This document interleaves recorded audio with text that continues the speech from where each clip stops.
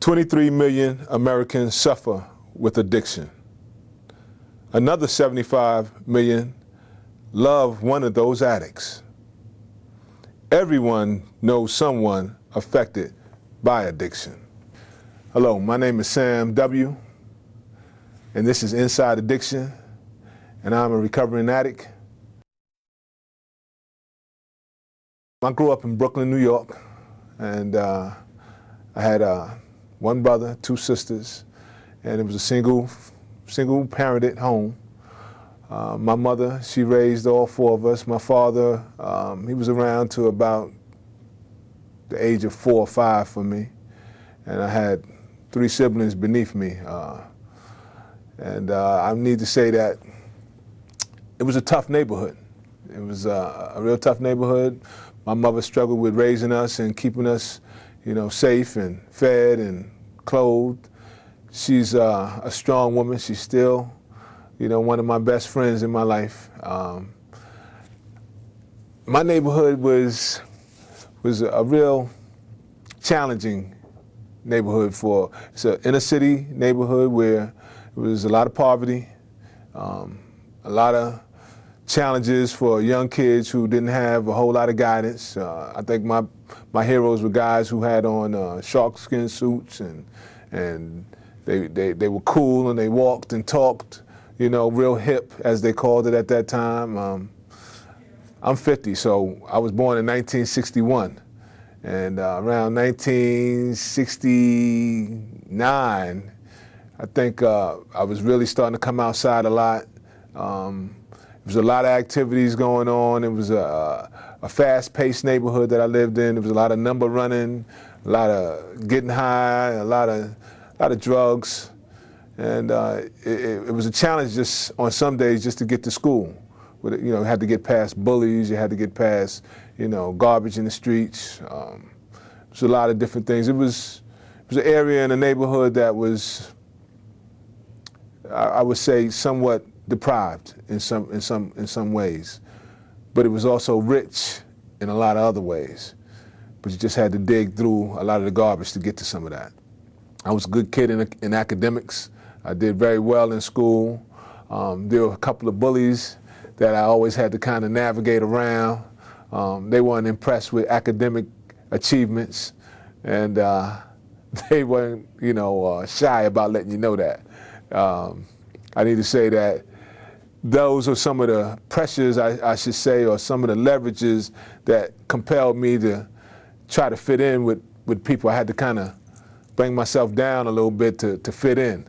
I had to. They weren't interested in how smart I was and how many A's I got in school, and because there was no encouragement or support, I kind of started to let that fall to the wayside. I think the first time I came outside, the first incident that I can really remember clearly was a guy running from the police. It was a hot summer night, and I saw this dude running by, and he was sweating, and a few seconds behind him was a police in hot pursuit. And I went around the corner. I think I couldn't have been no more than 5 or 6, and I saw this. It ended with the guy laying out on the ground. I believe the police shot him, and it was a big crowd around him. And I peeked through the crowd, and I remember looking, and it was kind of like, I guess, a heads up and prelude to, how life was going to be. So that's part of like what kind of propelled me into trying to be cool, trying to fit into society's idea of hip, or I should say my community's idea of hip. And you had to be tough. You had to be tough. You had to stand up for yourself in a lot of areas that you were afraid. You had to kind of deal with, a lot of different issues that you weren't necessarily prepared for, like poverty, like not having, like feeling less than or feeling inadequate or feeling like you didn't measure up in certain areas and thinking that if you didn't have it, that you weren't good enough. And after a while, those things seemed to be the things that you needed in order to validate yourself. So my main focus began to be things like doing the things that made other folks feel good about me. Then when you felt good about me, then I could feel good about me. I needed your validation.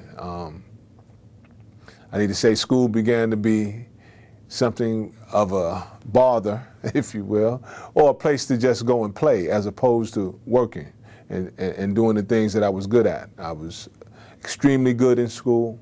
I went to some of the best schools in New York City, and I did well, as long as I didn't indulge in other behaviors and find myself influenced or persuaded by, those who I thought had an inside lane to a good time.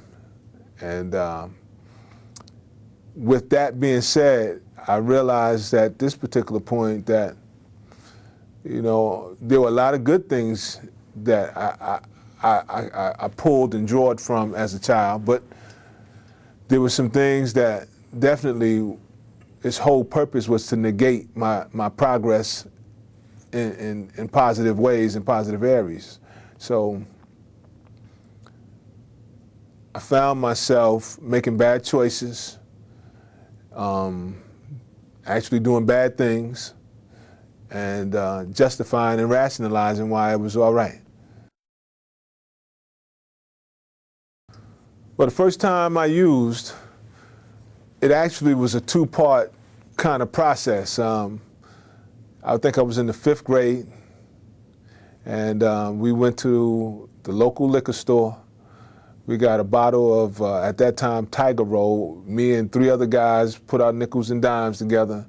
We gave 15 cents to the wino who was outside the liquor store, and he went in and he bought us a bottle of Tiger Roll. We sipped on that. That didn't really affect us.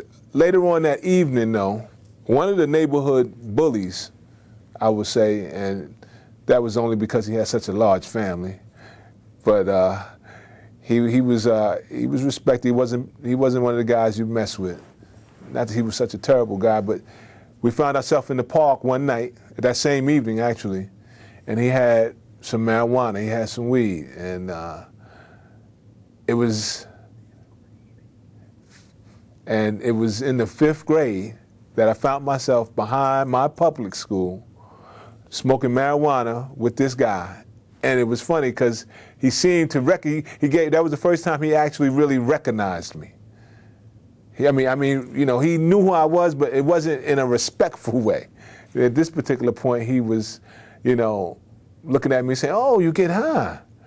And that seemed to be my passage of rights. It gave me the doorway into being accepted. And to be quite honest, it was fun. We had a good time. But the reality of it is I just didn't know how to go home after the party was over. I went seeking and stayed in pursuit of, other gatherings like that where it didn't matter what the cost was. So my first time was actually one of fun and exploration, yet also one of an attempt at being accepted by those who I didn't feel I was accepted by initially.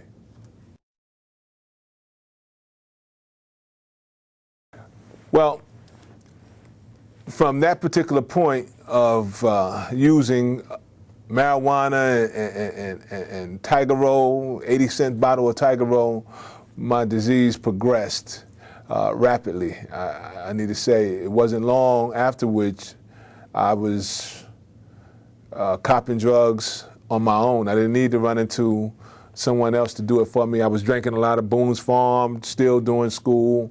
I think I was still in public school, and we went to go buy some marijuana, me and 2 other young ladies who were in the same, matter of fact, they were a little younger than me, to be quite honest. And we went to go buy some weed, and the guy, and it made me willing to try new drugs. We walked away from this particular drug dealer because he didn't have weed, so we found ourselves with dust. I think they call it angel dust. And we walked away with a joint of angel dust. He said, hey, he kind of gave us the whole rationale, the spill about how, hey, this is one of these is going to do way more than a bag of weed. And being young kids, no more than 11, 12, we decided that, okay, let's give it a try. And I need to tell you that it was a crazy high. It was a crazy high, and I remember walking through my neighborhood, past my mother's house, high on this drug, and the disease continued to progress. It continued to have me make decisions such as that, and at the same time, I was moving into other areas of behavior. You know, criminal behavior became the norm. You know, to break a window, jump out of a taxi cab, to rob somebody or another kid, or I was turning into the same guy that I didn't like initially. The transformation, the metamorphosis was beginning to take place, and I need to say by the time I reached 16, I was getting high every day. It got to the point where I stayed out of school for 3 months straight, but I was in school. I was in school, and all we were doing was getting high, gambling, and eating lunch. You know, funny deal. I mean, you know, we hung out in the bathrooms and got high all morning long. We stayed in the lunchrooms from 4 to 6, and this is one of the most prestigious schools in Brooklyn. Actually, I dropped out in the 10th grade, went to another whole state to try to regain my composure, but everywhere I went, I took me with me. And by this time, my momentum and my whole mode of living was in full flare and in prestige premium style. I need to say that I realized that things were moving rapidly in the wrong direction when I found myself incarcerated. We were in another state, again another state. My disease takes the show on the road, and we were there in a whole nother place where I didn't know anyone. I'm a basic drug addict at this particular point. When I say that, I'm a garbage head. I'm smoking weed, I'm sniffing coke, drinking whatever kind of liquor that there is available. Wine, didn't matter. By this time, 40 ounces. I realized that things had gotten bad when I wound up in this prison at age 18, and standing before the judge, actually in this particular state, it wasn't a judge, it was called something else, it was a Commonwealth state. But I heard him say my name, and then he said a whole bunch of years afterwards. 7 to 14, 7 to 14, 7 to 14, and I need to tell you that I was flabbergasted.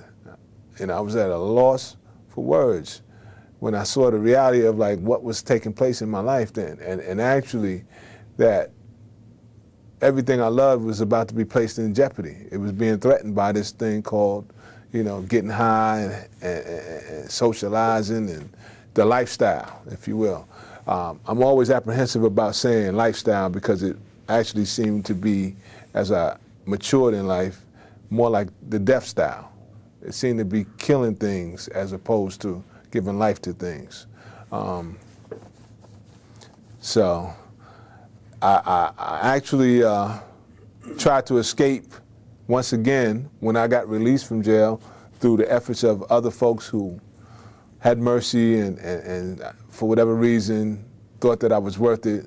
You know, my mother, a couple of uncles who came to my rescue. I think the NAACP got involved. It was an all-out effort, and I was grateful. I need to say that I kissed the ground when I got out, and I vowed that I wasn't going to go that deep, that far anymore. Well, the saga continues. I actually found myself joining the military, and again, everywhere I go, I take me with me. And it wasn't a problem finding other individuals who were just like me. You know, they could recognize me from afar. I was in basic training, and one of the sergeants decided to, I guess, identify with me and say, "Hey, I got weed," and I robbed him. He thought I was going to buy it, and I stole it, and he couldn't tell. It's truly a rapid-paced story that I lived. I got in trouble in the military. They offered to put me out at that time, and I rejected that offer. Actually, because where was I going to go? So I continued through, and I realized things were getting a little worse when I was leaving drugs out in my room. I had bags of drugs and weed under my bed, and I would come home the next day and be shocked at how reckless I was becoming. You know, how out of control things were becoming. I need to say that as things progressed, I found myself trying to live this dual life. I was a soldier by day, and I was a drug dealer and a drug addict by night.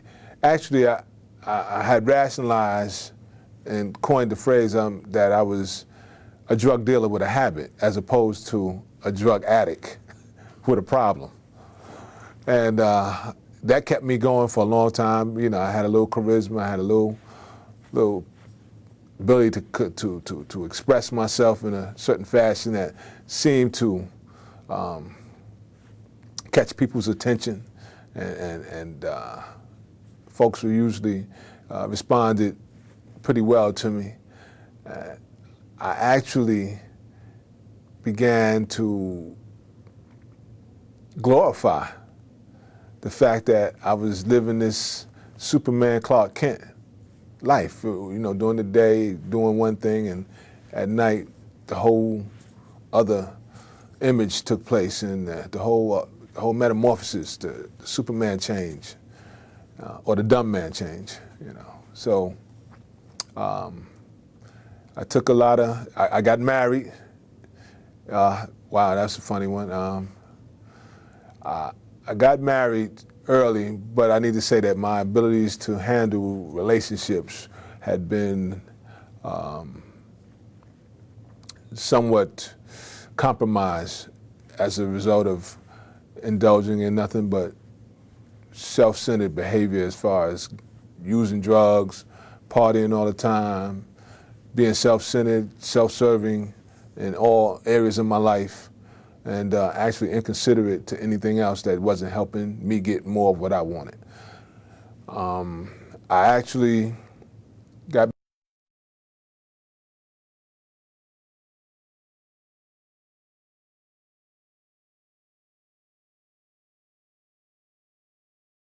married, and then we stayed married about 2 years, and there was a lot of drinking involved and a lot of arguing, and after a while I realized that marriage was getting in the way of what I really wanted to do, and I decided to bow out. And we were both immature and young kids. I think I was 21 by this time. By the time I reached 26, I was back on drugs, out of the street, out of the Army, and I was actually did a 6-year stay in the military by this time. Somehow or another I had balanced just using marijuana and drinking and occasional cocaine use in Alaska. You know, and I believe that was only because it wasn't as plentiful. So when I got back to the States, well, the lower 48, I actually met another young lady. She was a young lady, but I need to say this is when I got introduced to crack. And that was in 1984, 85. And I came home, and this new wave of getting high had taken over the drug life. the drug world. And there were people who didn't even know anything, who had never used drugs, who knew about crack, and I didn't. And of course, that awakened the sleeping monster inside of me, Dr. Jekyll, or excuse me, Mr. Hyde, wanted to experiment with it. And I went back to my old friends and my old buddies, and they were more than willing to introduce me and allow me to become familiar with this new drug. I knew things were getting bad and I needed to get help when I found myself facing court-martial in the military. They was about to put me out. I knew I needed help again when I had got out previously from the military, and I actually dove into water that was way too deep when it came to crack, and I had no idea what it could do. A friend of mine told me on my first use of this particular drug that this isn't a sociable drug, Sam. And I didn't understand what he meant. He was like, well, you know, you're not going to want to go partying, you're not going to want to go hang out. And I found that like, hey, me? Sure I am. And I made every effort to kind of graft that into normal life. I needed help when I found myself doing nothing but seeking more drugs. I had lost, oh my God, I had lost, I don't know, maybe 60 pounds. You know, I was 6'4", and I weighed about 160 pounds. You know, and I'm not that big of a guy at 230 pounds. So just imagine 70 pounds lighter. And I knew I needed help when my family had discarded me, and they voiced their shame, they voiced their frustrations and their disappointments, and more than that, their sadness about what I looked like, what I was doing, how this particular life, this drug, was actually just eating me up alive.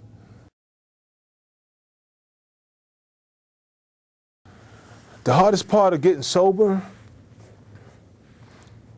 was, it was like breaking off a romance, a love affair with a relationship that I really didn't know how to live without.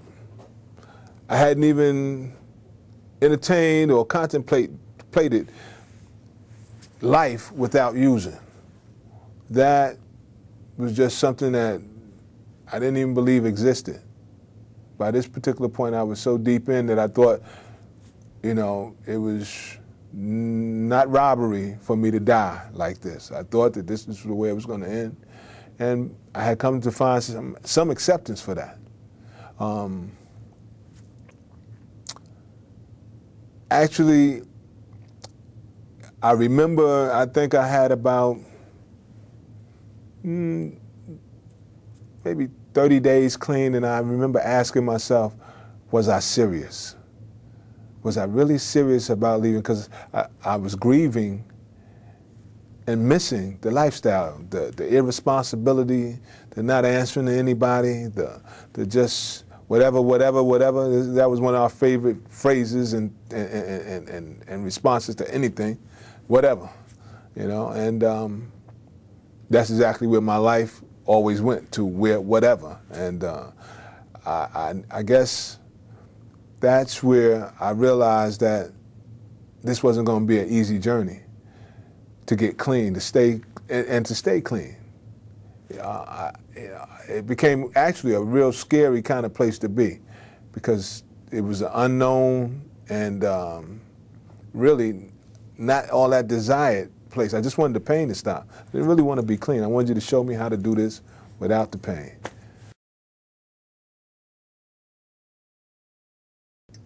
Wow. The best part of recovery, it actually, I couldn't even do it justice in trying to describe that in words, but I'm gonna give it a quick, short effort. It's amazing. It's fantastic. It's constantly unfolding and taking you to new heights. The best part of recovery, as I've regained my family, I have a son who loves me, who I wasn't there for. I have a daughter who loves me, who has found understanding and an undying love for me. A mother who I'm now a son to, and children who I'm now a father to. I've achieved several different academic degrees at this particular point in my life. I'm doing things in the community that I used to be a menace in. I'm now an upstanding and productive part of. I contribute daily to all the different positive areas in the community, and I do a lot of prevention work. The best part of recovery is that you get your life back. You learn how to feel again. You learn how to love again, and that's one of the famous things that we say in the rooms. We're going to love you until you learn how to love yourself. And I'm in this journey, this walk, which allows me to continue to learn how to love myself and others.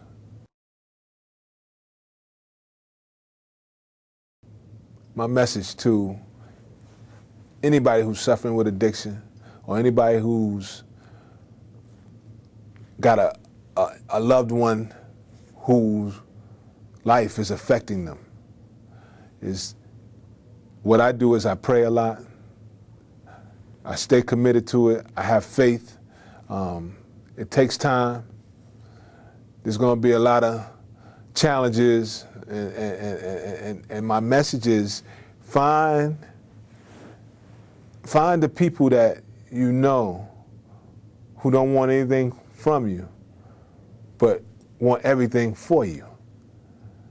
So, you know, that's my message to remember that it takes work. If it's something that you really want, then you can do it. Understand that I believe in you. There are other people like myself who believe in you and who will go to all extents.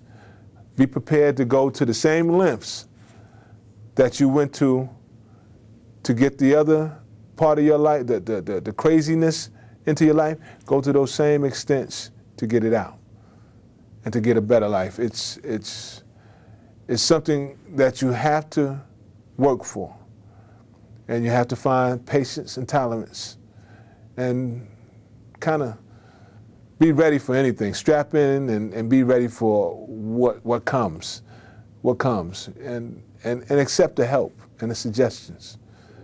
And my message, in short, is don't quit. Stay committed to it. Don't worry about it if you fall.